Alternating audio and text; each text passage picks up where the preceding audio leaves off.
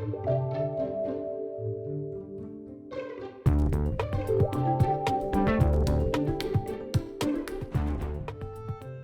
welcome to this celebration of research here at UC San Diego. My name is Mark Hanna. I study early American history as well as the history of the British Empire.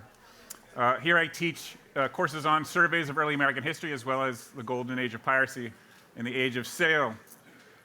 I'm also the honorary curator of the Hill Collection of Pacific Voyages, and I'm the founding associate director of the Institute of Arts and Humanities, recently begun here in July. Today I'm going to briefly talk about my recent book, Pirate Nests and the Rise of the British Empire, 1570 to 1740, and then I'm going to relate it to my experience teaching here at UC San Diego. They don't actually commit acts of piracy, but you'll see. Pirate Nests analyzes the rise and subsequent fall of international piracy from the perspective of colonial maritime communities. Depictions of pirates in popular culture, as well as in serious historical works, traditionally depicts pirates as simply swashbuckling adventurers relegated to a life at sea. After years of research, I found that early modern piracy flourished in the Caribbean, the Pacific, and the Indian Ocean because of the active support it received from colonial maritime communities and the merchant elite living on land. Far from a hindrance to trade, these fledgling maritime communities thrived from the active support of global piracy committed against traditional enemies, nominally at peace with England. In times of economic distress, these men represented a real as well as a symbolic challenge to the legal and commercial policies formulated by a distant and often ineffectual administrative body back in London. They considered them these policies that hindered prosperity and often the defense of the colonies. Although pirates could be found in nearly every Atlantic port city, only particular locations at particular moments earned international reputations as pirate nests, which is a pejorative term used by royal officials.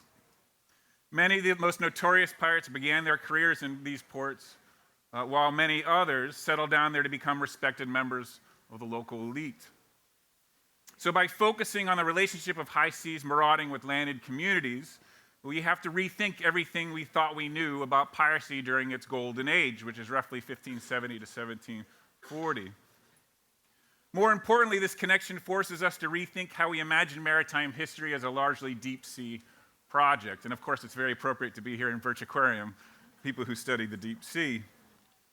This book tells an entirely new story about the tumultuous early formation of the British Empire and the essential role that maritime depredation and violence played in the development of what would eventually become the United States. One way of thinking about this is based on the image that's on the cover of my book. This is Robert Rich, the second Earl of Warwick. He inherited a fleet of ships from his very wealthy father. He was a Puritan. He doesn't look like a Puritan in this picture, but Puritans are not necessarily the way you imagine it. When he inherited this fleet of ships, he sent his captains out plundering the Mughal Empire in the Indian Ocean, and then subsequently the Spanish and Portuguese Catholic shipping in the Atlantic. Yet at the same time, his pirate captains also were essential in the formation of the first English communities, transporting the first immigrants to Jamestown, to Bermuda, New Plymouth, Massachusetts Bay, and Jamaica. They provided an essential supply line to those founding colonies, and their plunder provided financial backing to those endeavors. There was no money to be made in Jamestown and New Plymouth. The money was made plundering in the Caribbean, so they did that along their way. So I purposely picked someone who supported pirates, not an actual pirate, for the cover of my book, because that's what I was really interested in. And I picked someone who was really interested in colonization and radical Protestantism as well as plunder, because they were deeply interrelated. My book traces the transformation of colonial communities from centuries of support to the period where they were no longer supported between 1716 to 1726, a period known as the War on Pirates, when colonial communities actually began to hunt pirates rather than support them. And during this period, scores of pirates were executed along the North American seaboard. If pirates were actively supported during the years prior to 1716, really a century and a half, it begs a very simple question that many of my students ask is it true that somehow pirates were different than common sailors, or even the local communities that supported them on land. In fact, the popular imagination of pirates is radically different from other sailors, has contributed to the notion that they spoke their own language, hence the success of International Talk Like a Pirate Day. Does anybody know about this? It actually is an international movement. September 19th every single year. It also contributes to the idea that if you actually go to your Facebook page, you can change the language to pirates. Do people know this too? Okay. My work actually challenges this to an extent. In fact, the way you think pirates speak actually comes from this man, Robert Newton, who decided when he was playing Long John Silver in the 1950 Treasure Island movie, he decided to go "R" for the first time. Before that, no one really did this. So this one person changed the history of piracy.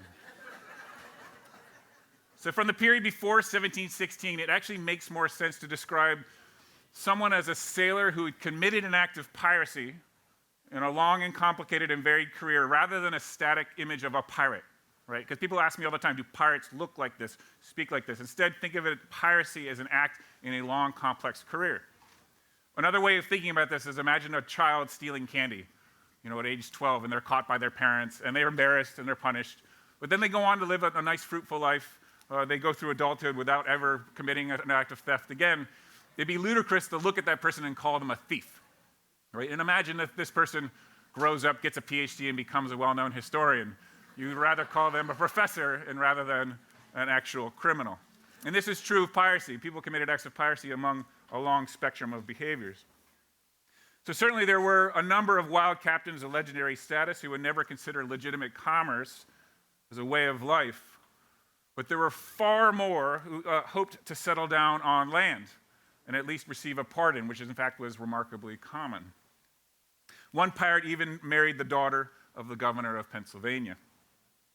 So with so many welcoming ports, a merry life, yet a short one, was not the motto of most pirates during the 17th century.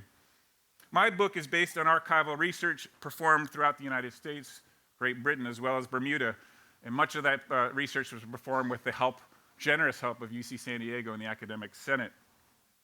I'll give you just one example with time constraints of a kind of document that I read and one I found in the British Library. What you're looking at is a petition from the wives of pirates who were based in Madagascar plundering the Indian Ocean in 1708. These women begged to have their husbands sent home because they couldn't take care of their families, and they were saying, we're in poverty. Our husbands are incredibly wealthy. If you send them home, we'll give the treasury half of what they have, and the other half we'll keep and take care of our families. These men knew that returning to London was actually never going to happen. It wasn't an option for most sea rovers. But they knew that the North American colonies was an option, and many did move to places like Newport, Rhode Island, and Charleston, South Carolina. One name that's interesting is the very first name to sign this petition. You can see there in the very bottom left, if you can see that there. The name is Mary Read. And some of you might know or recognize the name Mary Read. Mary Read is the name of an actual female pirate. It's a woman, we know she lived. She was executed for piracy in 1721. We have her trial record. We can just imagine if she was a woman whose husband became a pirate in the Indian Ocean, was never pardoned after her petition. So she herself took to the seas in revenge of her husband's inability to ever come home. Is this true? I don't know. We can't be for certain. But it is amazing to imagine the possibility. So my goal has been to put men who committed acts of piracy, committed piratical acts into their very specific historical context, rather than categorize them as a simple or static pirate. As a historian, I try to understand why someone in Rhode Island could feel comfortable welcoming a sailor who arrived in a Newport tavern with Arabian gold, clearly stolen by violence from an allied shipping the Mughal Empire in India. This is an actual piece of gold found in a dig site in Rhode Island. The knee-jerk reaction is to assume, of course, this is all about corruption and greed, but the more time I spent in archives, the more I realized that it was about much more than that. My book provides a wide array of particular contexts, from a loose legal system surrounding maritime warfare, a political regime that put a great deal of power in local governors over a distant monarch, an economic system that seemed crippling, a corrupt East India Company monopoly that prevented the colonial gentry from acquiring heavily desired luxury goods like silk and calico. So understanding context requires honing a historian's most important skill, which is empathy. And I mean to grasp the full context of someone's life from the past, someone so incredibly far and distant from you. Again, this is not the same as sympathy. I don't ask my students to feel bad for people in the past. Oh, it smelled bad back in the day and they were always in pain. This is a skill I think that every one of our undergraduates needs to work on every single day of their lives. And this is what historians do for a living, and we are in many ways the best to train them to do so. I have to, in fact, perform a radical form of empathy in the sense that I have to understand the context for the violent actions of pirates like Blackbeard, a man who tied matchsticks to the ends of the curls at the ends of his beard so that when he boarded a ship, his face was engulfed in smoke. Right? Especially following such a divisive election, where those who did not vote with you seem to inhabit a wholly separate universe from your own. It's imperative to invoke your power of empathy to grasp why they voted the way they did. Again, this is not a call for sympathy, but to understand the context. And empathy is essential in a well-functioning democracy.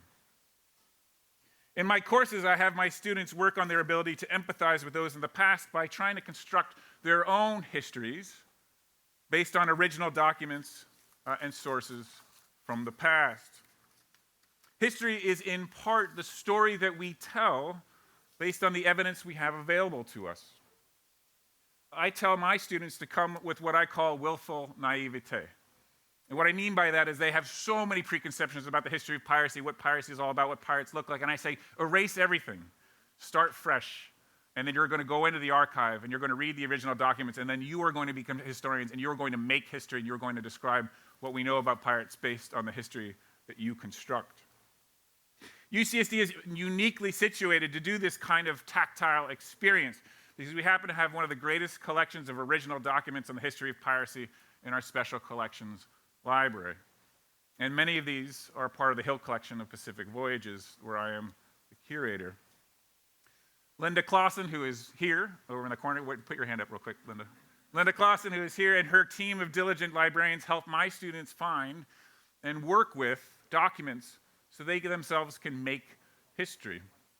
Sometimes we purchase manuscript materials like original ship's logbooks that have never been analyzed by historians before. And they might have been sitting in someone's attic for centuries. Our students then might be the first to uncover these invaluable treasures for future scholars. Sometimes empathizing with life at sea is really hard to do in a seminar room. So sometimes you have to take your students to sea. Again, UC San Diego is uniquely situated to provide that unforgettable experience because we happen to live only a few miles from one of the world's greatest maritime museums. Students in my Age of Sail course can actually handle sail aboard the Californian, which is the official tall ship of the state of California. And here you see faculty, graduate students, and undergraduates all working together equally before the mast. Soon, my students will be able to sail on the remarkable San Salvador, which is a replica of the first European ship sailed by Juan Cabrillo into San Diego Harbor in 1542. And if you haven't seen it, I ask you to please go downtown and check it out. I have not actually been sailing on it yet, because I don't think I'm allowed to, but I've been on it, so very soon. And then during the summer, we're actually going to host an event that will involve UCSD alumni and donors to go in the San Salvador, and I will be there, so you're welcome to join us. These voyages are captained by UC San Diego alumnus and director of the Maritime Museum, Ray Ashley, who's a very good friend of UCSD campus and has been a very good friend of mine. This kind of community engagement is only one part of a broad vision plan for the new Institute of Arts and Humanities founded this summer, where I am the associate director. We support programming that brings UC San Diego to the community and the community to UC San Diego. To empathize is to try to understand what it means to be human and what it is that we all share. And this is what the new Institute of Arts and Humanities is all about. So let me conclude by asking if you have any questions about piracy, about the archives, and about the new Institute of Arts and Humanities. And thank you for being here tonight. How many undergraduates are history majors? The answer is not enough. That's my mathematical answer. In fact, we have one of the strongest history departments in the country, Arts and humanities, I think they were 33 in the U.S. News and World Report last year. They're now 23. 23 in the world, arts and humanities. 23 in the world. Just let that sink in for a second. And yet we're considered a STEM school. 23 in the world, and we're a STEM school. So in many ways, this has been a frustration. And we really need you all to go out there and be proselytized for the arts and humanities, to go out there on our behalf and speak for us. And the fact that this is not self-evident. Yes? In my own work, I talk about it in my class. So the question was, do I talk about Pacific pirates at all in my own work? I do a little bit in my class. I'm actually working on an article project that does involve Chinese pirates from the early 18th century, and there actually were a number of female Chinese pirates who were very well known. Or actually, they were Lady Chang, who was actually leading. But one question that I have, though, about this is, one of the questions about piracy is this question of scale. Once you get to 100,000 people, are they pirates anymore, or is that a nation state? And that actually is a question I have sometimes with South China, which is, are these pirates, or are these called pirates because the emperor considers them pirates, or is this a separate political regime? So the general question was about the significance of the Barbary pirates to the sort of formation of the early republic, early America to an extent. So Barbary pirates were I write about them, it's in the book. It's an important part of the book, but I don't talk about the early republic, but I talk about an earlier period. The Barbary pirates were pirates based in North Africa, the city-states of places like Algiers, Tunis, Marmora, which is part of Morocco, and Tripoli. And they preyed upon Mediterranean shipping. A lot of this had to do with the part of the post-Reconquista period, meaning after the Spanish booted out North Africans, and they were sort of had a period of long centuries of revenge against Christian shipping. And this continued for centuries. And the period after the American Revolution, all of a sudden, the British Royal Navy was no longer protecting American ships, and Americans were forced to fight the Barbary pirates. So really the first war in defense of the United States was a war against the Barbary pirates. And so that is very true. That actually was, it was actually, I'll tell you what's important about it is the formation of the United States. It was one of the first really unifying moments. It was one of the first moments where Virginians and Bostonians could actually share something together that they were equally afraid of, which is captivity to Barbary pirates. So the question was, what motivates pirates, right? So in my book, I actually talk about multiple motivations. Obviously, greed is going to be a motivation. You're going to be inspired to obtain riches to an extent. But there are many other motivations, and there are other justifications. Many of it had to do with religion. And one of the reasons I brought up Robert Rich, he felt justified in sending his captains out around the world because he was a radical Protestant. And he really felt like part of the Reformation was attacking Islam. So he felt justified in sending his ships out to the Indian Ocean. As part of the radical Reformation, he felt like attacking Catholicism was necessary as part of the Reformation. So he felt comfortable attacking the Spanish and Portuguese. So this man felt very justified in religious purposes for what he did. Religion is brought up all the time, and it's a justification among others. Other issues, again, justifications or motivations, again, would have been imperial, just imperial contests, the desires to take one island from another island or seize parts of Panama. So there's big, broad questions that have to do with imperialism, religion, politics, and then smaller ones that are individual greed and self-desire. So welcome, thank you all, and enjoy the rest of your evening tonight.